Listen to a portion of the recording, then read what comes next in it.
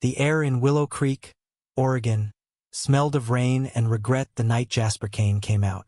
At 19, he stood trembling in his family's cramped living room. The words, "I'm gay," clawing their way out of his throat like a confession to a crime. His mother, Ellen, froze, her knitting needles suspended mid-stitch, while his stepfather, Dale, sneered from his recliner, a beer can sweating in his hand. "You're what?" Dale's voice was a low growl, his eyes narrowing as if Jasper had just spat in his face. Ellen's lips parted, but no sound came. Jasper's heart pounded, his palms slick, as he waited for something, anything, to break the silence that felt like a noose tightening around his neck. It wasn't supposed to be like this.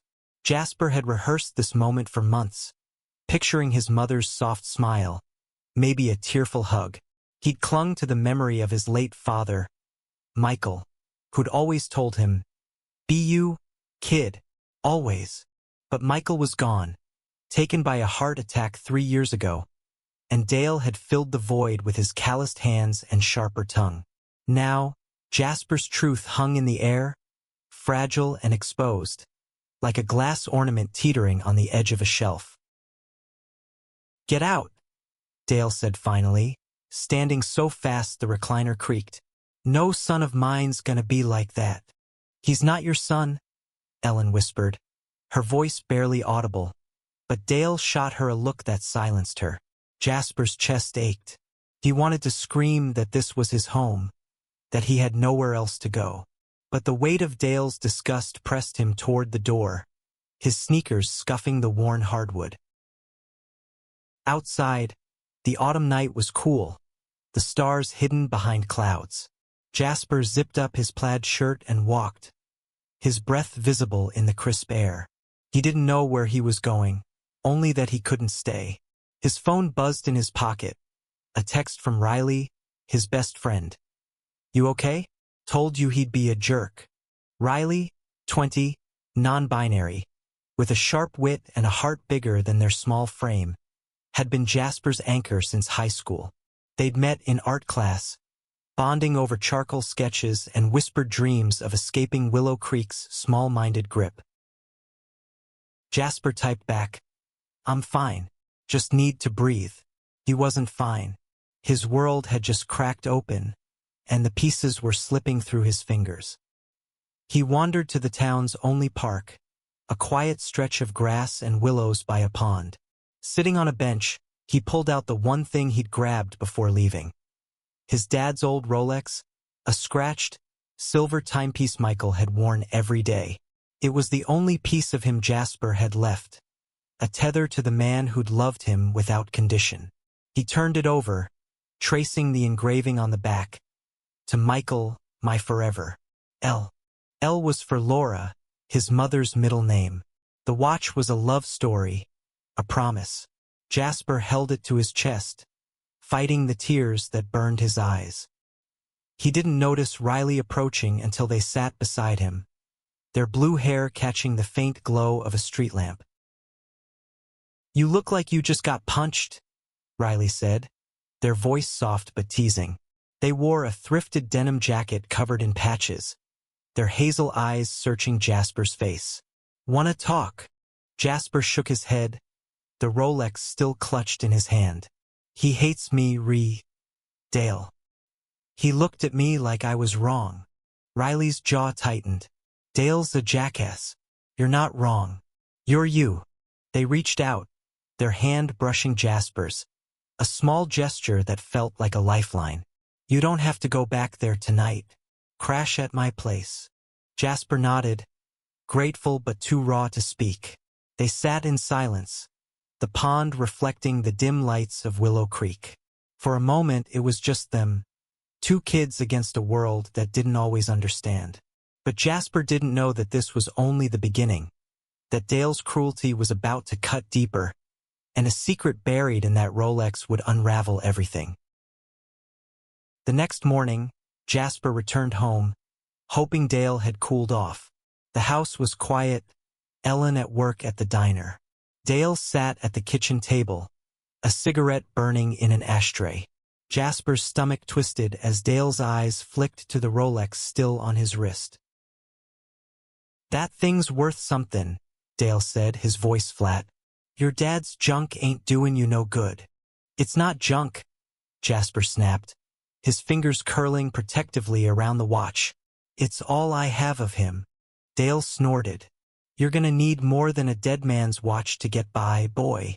World ain't kind to people like you." The words stung, but Jasper held his ground, his jaw set. "I'm not selling it," he said, turning to leave, but Dale's next words stopped him cold. "You don't get a choice." That night, Jasper woke to the sound of his bedroom door creaking. He sat up, heart racing, as Dale's shadow loomed in the doorway. "Gimme the watch," Dale said, his voice slurred from whiskey. "Now." "No." Jasper scrambled back, clutching the Rolex. Dale lunged, his meaty hand grabbing Jasper's wrist. They struggled, Jasper's shouts echoing in the dark house, but Dale was stronger. He ripped the watch free, leaving Jasper's wrist red and raw. "You'll thank me when it's cash," Dale muttered, stumbling out. Jasper lay there, breathless, tears streaming down his face. The watch was gone. His father was gone. And now so was his hope. He didn't sleep, his mind replaying every moment with that watch. His dad teaching him to tell time, the weight of it in his small hands. By dawn, he was hollow, but a spark of defiance flickered. He wouldn't let Dale win. He found Riley at their apartment, a tiny studio above a bookstore. Riley listened, their face darkening as Jasper recounted the theft. "We're getting it back," they said, grabbing their keys. "I know where Dale hangs out." They drove to Rusty's pawn shop, a grimy storefront on the edge of town. Dale's truck was parked outside, and Jasper's heart sank. Inside, the shop smelled of dust and desperation. Behind the counter, a man with a greasy beard held the Rolex, inspecting it under a lamp. Dale stood nearby, counting a wad of cash. "That's mine," Jasper shouted, storming forward. The pawnbroker looked up, unimpressed. "Sold fair and square," he said, nodding at Dale. "Take it up with him." Dale smirked. "Told you, kid. You don't belong here. Cash is better than some old man's trash." Jasper's fists clenched, but Riley stepped in, their voice sharp. "You stole it, Dale. That's low even for you." The pawnbroker shrugged, uninterested, and Jasper felt the world tilt. The watch was slipping away just like everything else. But then Riley noticed something. A small slip of paper tucked into the watch's clasp, barely visible. "What's that?" they asked, pointing. The pawnbroker frowned, pulling it out. It was a folded note, yellowed with age, tucked inside the watch's back plate. Jasper's breath caught. He'd never seen it before. "Give it to me," he said, his voice trembling. The pawnbroker hesitated, but Riley's glare made him hand it over. Jasper unfolded it, his hands shaking. In his father's handwriting were the words, "Jasper, you are enough. Love always, Dad." The note felt like a heartbeat in Jasper's hands. His father's words, hidden all these years, were a lifeline pulling him from the edge of despair. He clutched the paper, the pawn shop's dim lights blurring as tears welled up. Riley's hand found his shoulder, steadying him, their presence a quiet strength against the chaos of Dale's betrayal. "What's it say?" Riley asked, their voice soft but urgent. Jasper handed them the note, unable to speak. Riley read it, their eyes softening. "He knew, Jasper. He always knew you'd need this." Dale snorted, oblivious to the weight of the moment. "Some sappy scribble ain't gonna change nothin'. That watch is sold." He pocketed the cash and turned to leave, but Jasper's voice cut through the air like a blade. "You don't get to take him from me again." His words trembled with rage and grief, drawing the pawnbroker's attention. The man, whose name tag read Vince, looked between them, sensing the tension. "Kid, I paid for it," Vince said, setting the Rolex down. "But if there's a story here, I'm listening." Jasper's mind raced. He didn't have the money to buy it back, and Dale wasn't budging. But the note, it was proof his father's love was more than a memory. It was real, tangible, and Dale couldn't steal that. "That watch was my dad's," Jasper said, his voice steadier now. "He left it for me. It's not just a thing. It's him." Vince scratched his beard, glancing at the note still in Riley's hand. "Sentimental value, huh? That don't pay my bills." But there was a flicker of something in his eyes. Maybe pity, maybe curiosity.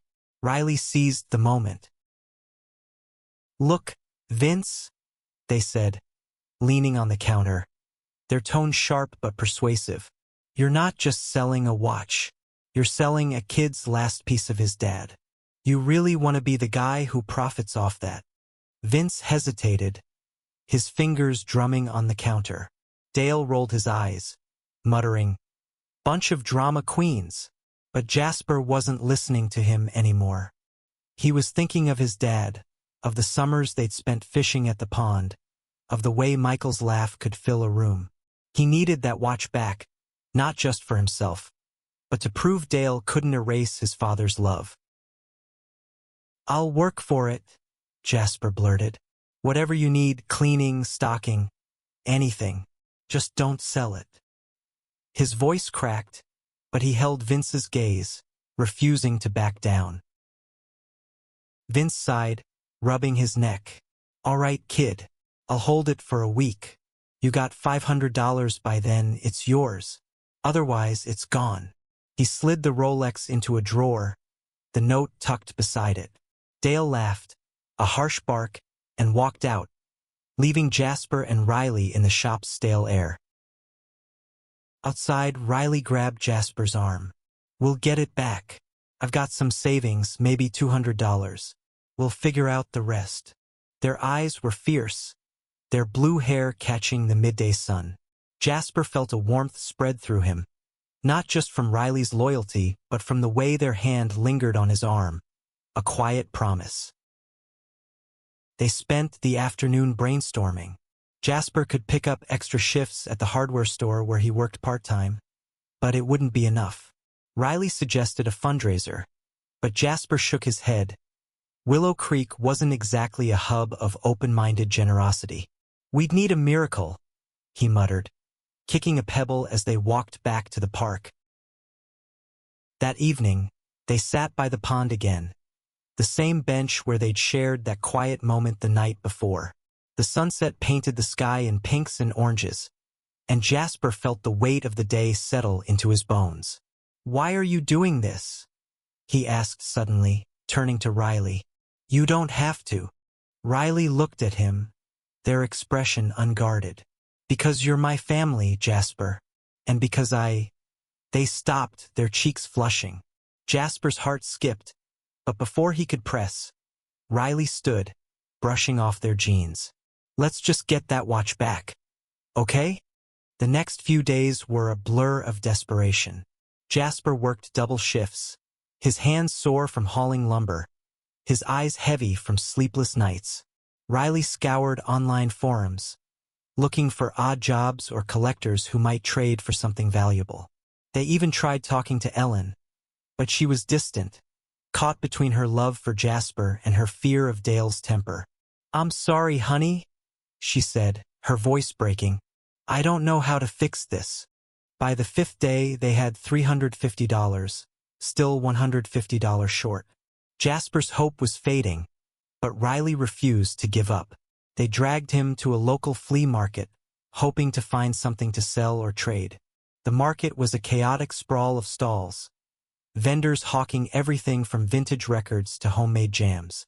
Jasper wandered, half-dazed, until a glint of silver caught his eye at an antique stall. It was a watch, not his dad's, but similar, with a leather strap and a simple face. The vendor, an older woman with kind eyes, noticed his interest.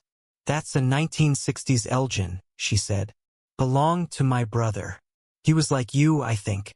Her smile was wistful, and Jasper wondered what story lay behind her words. "How much?" he asked, his voice hoarse. $200, she said. "But for you, $150. I can tell it means something." Jasper's heart sank. They didn't have $150 to spare, not with the Rolex deadline looming. But Riley, ever quick, pulled out their phone and showed the woman a photo of Jasper's dad's Rolex. "We're trying to get this back," they explained. "It's his dad's. Any chance you'd trade?" The woman studied the photo, her expression softening. "That's a beauty. Tell you what, if you can get me something special to trade, I'll hold this Elgin for you. Maybe it'll help with your pawnshop problem." It wasn't a solution, but it was a spark. Jasper and Riley left the market with a new plan. Find something valuable, something unique, to trade up. They didn't know it yet, but the note in the Rolex wasn't the only secret Michael had left behind, and the next one would lead them to a truth that could change everything. The flea market's energy lingered in Jasper's mind as he and Riley walked back to their car, the late afternoon sun casting long shadows across Willow Creek's dusty streets. The woman's offer had ignited a flicker of hope, but $150 was still a mountain to climb, and the clock was ticking. Jasper clutched the note from his dad, now folded in his pocket, its words a quiet mantra. "You are enough." "We need something big," Riley said, their voice brimming with determination. They leaned against the car, scrolling through their phone for local listings. Estate sales, antique shops, anything that might yield a treasure to trade. "There's an auction tomorrow at the old Grayson estate. Rich folk stuff. Maybe we'll find something." Jasper nodded, but doubt gnawed at him. The Grayson estate was a crumbling mansion on the edge of town, once home to a reclusive collector named Evelyn Grayson. Rumors swirled about her hoard of rare coins, vintage jewelry, and oddities from around the world. But Jasper and Riley were two kids with barely enough cash for gas. Competing with deep-pocketed bidders felt like a fantasy. Still, they had no other leads. The next morning, they drove to the estate, a sprawling Gothic house with ivy choking its walls. The auction was already underway, the lawn crowded with people in crisp blazers and sun hats, their voices buzzing with excitement. Jasper felt out of place in his faded plaid shirt, but Riley, in their patched jacket, moved with confidence, weaving through the crowd like they belonged. The auctioneer, a wiry man with a booming voice, held up a tarnished silver locket. "Next item, a 19th century piece, engraved with initials. Bidding starts at $50. Jasper's heart skipped. The locket looked like something the flea market vendor might want. He glanced at Riley, who nodded subtly. They pooled their cash, scraping together $75. Jasper raised his hand, his pulse racing as bids climbed. 60, called a woman in a red dress. 65, shouted a man with a cowboy hat. Jasper's voice cracked as he called, 75. The crowd hushed, and the auctioneer's gavel fell. Sold. Riley grinned, slapping Jasper's shoulder. We're in business. The locket was small but heavy, its surface etched with swirling initials. Evelyn Grayson, they assumed. It wasn't the Rolex, but it was a step toward something bigger. Back at Riley's apartment, they examined the locket under a lamp. It wouldn't open, its clasp rusted shut, but Riley's eyes gleamed. This could be worth more than we think. Let's take it to the antique lady tomorrow. That night, Jasper couldn't sleep. He lay on Riley's couch, the locket on the coffee table, its faint shine taunting him. He thought of his dad, of the Rolex, of Dale's smug face. The note's words echoed, "You are enough." But was he?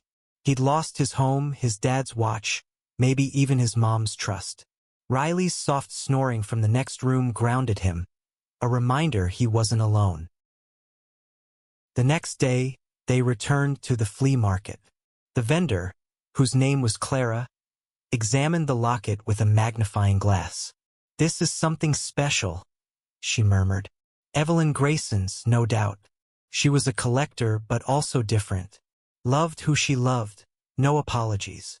Clara's eyes met Jasper's, a knowing look passing between them.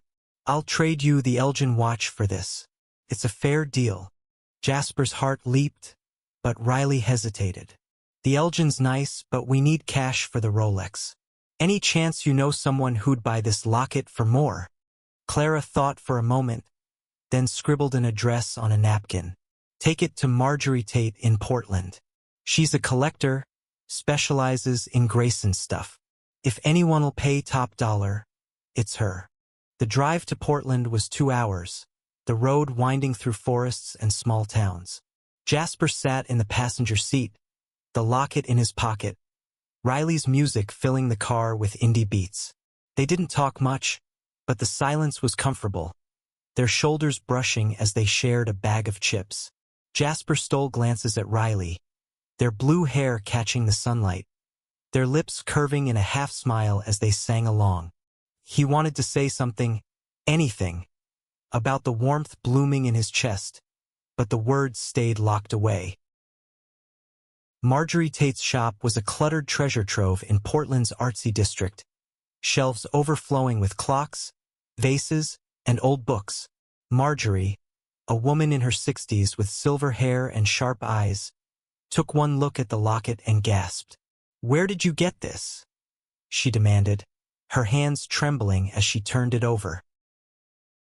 "An auction," Jasper said, uneasy under her scrutiny. "It was Evelyn Grayson's." Marjorie's eyes softened. "Evelyn was my friend. This locket. She gave it to someone special, someone she lost." She paused, her voice dropping. "It's worth at least $600, maybe more to the right buyer." Jasper's breath caught. $600 was enough to reclaim the Rolex and more. But Marjorie's next words shifted everything. "There's a story behind this locket," she said, finally prying it open. Inside was a tiny photograph of 2 women, their arms around each other, smiling. A folded note, smaller than the one in the Rolex, was tucked beside it. Marjorie handed it to Jasper. The paper was fragile, the ink faded but legible. "To my love, always. E." Jasper felt a chill. Another secret, another love preserved in time. He looked at Riley, whose eyes were wide with wonder. "This could change everything," Riley whispered. They thanked Marjorie, promising to return with a decision about selling the locket. As they stepped outside, the Portland air cool and sharp, Jasper felt the weight of 2 stories, his father's and Evelyn's, colliding in his hands. He didn't know how, but he sensed the locket was more than a trade. It was a key. Portland streets buzzed with life as Jasper and Riley walked back to the car, the locket heavy in Jasper's pocket. The note inside, so much like his father's, felt like a bridge to something bigger. A truth about love, about secrets kept to protect it. Riley's hand brushed his as they crossed the street, and Jasper's heart stuttered, caught between the weight of the past and the pull of something new. "We've got the cash now," Riley said, their voice bright but cautious. $600 means we can get the Rolex back and maybe even fix things with your mom." They paused, glancing at Jasper. "But that locket, it's not just money, is it?" Jasper shook his head. "It's like my dad's note. Someone's heart is in this." He didn't know why, but selling the locket felt like betraying Evelyn Grayson, whoever she was. Still, the Rolex was his dad, his anchor. He couldn't lose it. They decided to hold off on selling until they could learn more about the locket story. Back in Willow Creek, they went to the library, a small brick building with creaky floors and the smell of old paper. The librarian, Ms. Carter, was a friend of Jasper's mom and knew the town's history better than anyone. When they showed her the locket and its note, her eyes widened. "Evelyn Grayson," Miss Carter said, leaning back in her chair. She was a legend around here, though folks didn't always treat her kindly. Loved a woman named Clara, yes, like your flea market friend's name. They kept it quiet in the 60s, but Evelyn left her everything when she passed. Jasper's pulse quickened. Clara, the vendor? Could she be? Miss Carter shook her head. No, different Clara. Evelyn's Clara passed years ago. But that locket was famous in their circle. Rumor has it, Evelyn hid something valuable to protect Clara if the town turned on them. Riley leaned forward, their eyes gleaming. Like a treasure? Hidden where? Miss Carter shrugged. No one knows. Evelyn was clever, hid things in plain sight. Check her old estate. There might be clues. The Grayson estate was their next stop. The auction had cleared out most of the valuables. But the house still stood, its windows dark and eerie. They sneaked past a no trespassing sign, the air thick with dust and secrets. Inside, the mansion was a maze of peeling wallpaper and creaking stairs. Jasper's flashlight swept over faded portraits, and Riley's hand found his, their fingers intertwining in the dark. "Creepy?" Riley whispered, but their grin was fearless. They searched for hours, finding nothing but cobwebs and broken furniture. Just as they were about to give up, Jasper noticed a loose floorboard in what looked like Evelyn's study. Prying it open, he found a small metal box, rusted but intact. Inside was another note, this one in Evelyn's elegant script. "For Clara, my heart. The key is in the time we shared." Beneath it was a tiny brass key, no bigger than a thumbnail. Jasper's breath hitched. "The locket," he said. "It's got to be the lock this fits." They raced back to Riley's apartment, the locket gleaming under the lamp. The key fit perfectly, and with a soft click, the locket opened wider than before, revealing a hidden compartment. Inside was a single diamond, small but flawless, sparkling like a captured star. Riley gasped. "That's got to be worth thousands." Jasper's mind spun. The diamond could buy back the Rolex, fix things with his mom, maybe even get him and Riley out of Willow Creek. But it was Evelyn's gift to Clara, a secret love preserved for decades. Selling it felt wrong, like breaking a promise. He looked at Riley, their eyes locked, and for a moment, the world was just them. Their shared breath, their unspoken feelings. "We could keep it," Jasper said softly. "Find Clara's family. Give it back." Riley nodded, their hands squeezing his. "Yeah, but first we get your dad's watch." They returned to Rusty's pawn shop the next day, the diamond carefully hidden in Riley's bag. Vince was behind the counter, the Rolex still in his drawer. "Got my $500? He asked, eyeing them skeptically. "We've got something better," Riley said, producing the diamond. Vince's eyes widened, and after a quick appraisal, he whistled. "This is worth way more than $500. I'll give you the watch and $2,000 cash." Jasper's heart soared as Vince handed over the Rolex, its familiar weight settling into his palm. He slipped it onto his wrist, his dad's presence flooding back. But the diamond story wasn't over. They thanked Vince and left, the cash a safety net for whatever came next. That night, they sat by the pond again, the Rolex ticking softly on Jasper's wrist. Riley's shoulder pressed against his, their warmth chasing away the autumn chill. "We did it," Riley said, their voice soft. "You got him back." Jasper turned to them, his heart full. "I got more than that," he said, his voice barely a whisper. Riley's eyes met his, and for the first time, Jasper let himself feel the truth he'd been hiding. He was falling for Riley, their courage, their heart, their everything. The pond's surface rippled under the moonlight, reflecting Jasper and Riley's silhouettes as they sat closer than ever. The Rolex on Jasper's wrist felt like a reclaimed piece of his soul, but it was Riley's presence, their quiet strength, their unwavering loyalty, that made his heart race. He wanted to tell them, to let the words spill out, but fear held him back. What if saying it changed everything? Riley broke the silence, their voice low. What do we do with the diamond? It's Evelyn's legacy, but that $2,000 could change your life. Jasper turned the locket over in his hands, the diamond still tucked inside. It's not just about the money, he said. It's about what it meant to her, to them. He paused, his dad's note flashing in his mind. You are enough. I want to do right by Evelyn and Clara. And by us. Riley's eyes softened, a smile tugging at their lips. Us, huh?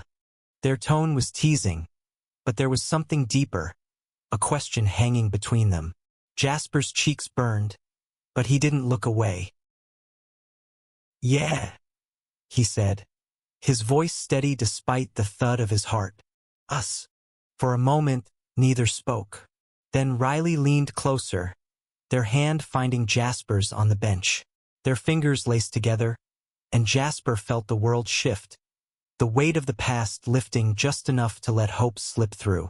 He leaned in, their lips brushing in a kiss that was soft, tentative, then fierce with all the emotion they'd held back. The pond, the stars, the town faded away. It was just them, raw and real. When they pulled apart, Riley's eyes were bright, their breath shaky. Took you long enough, they said, laughing softly. Jasper grinned, his heart lighter than it had been in years. They decided to track down Clara's family. Ms. Carter helped, digging through old records until they found a niece, Sarah, living in Seattle. They drove up the next weekend, the locket and diamond carefully wrapped. Sarah, a soft-spoken woman in her 40s, cried when she saw the locket, recognizing it from stories her Aunt Clara had told. They loved each other so much, she said, tracing the initials. This means more than you know. Jasper handed her the diamond, refusing payment. It belongs with you, he said.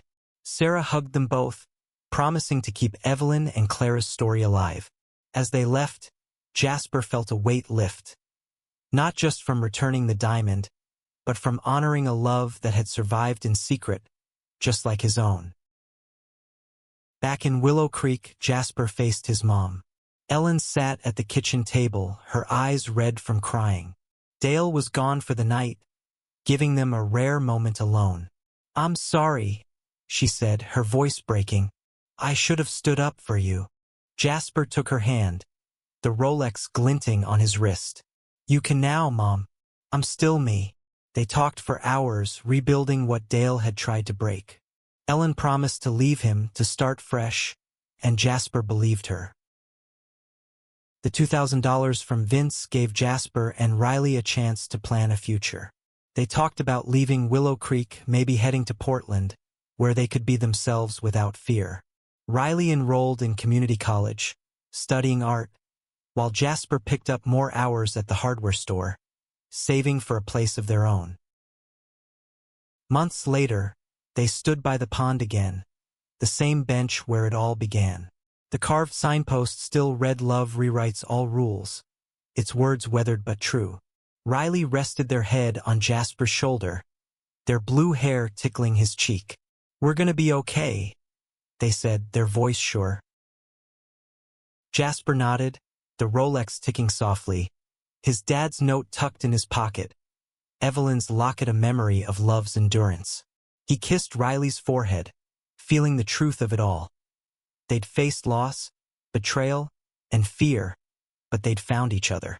And in that love, they'd rewritten their own rules, carving out a future where they were enough, together.